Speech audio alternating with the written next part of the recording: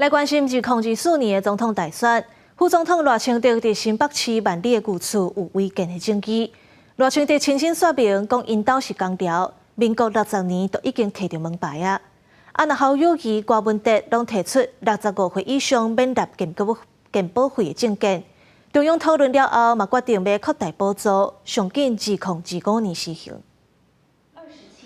出来医国体育主播报达人的后生鲍俊和，也甲代理营庙改进推动者陈昭珠对谈。民众党总统参选人郭文哲连续2天杀医疗政策，初次提出安乐死甲代理营庙议题，坦白讲家己支持，想要到有什么理由反对？伊讲是对的，应该都爱实施。你这种安乐死的问题，你知道吗？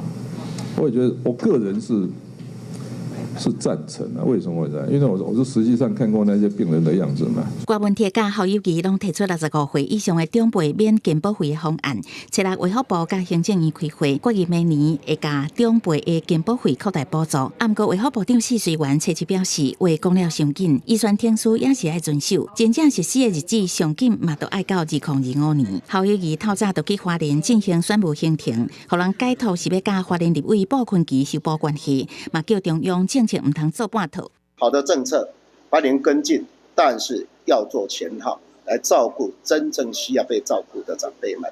副总统赖清德再去出席台北国际照顾博览会，望未来长照产业的推动更加顺利。不过最近赖清德伫新北万里的旧厝，叫人质疑是违建。赖清德再去出席活动，特别亲身甲媒体说明，旧厝是工寮，民国70年以前就有啊，符合法规。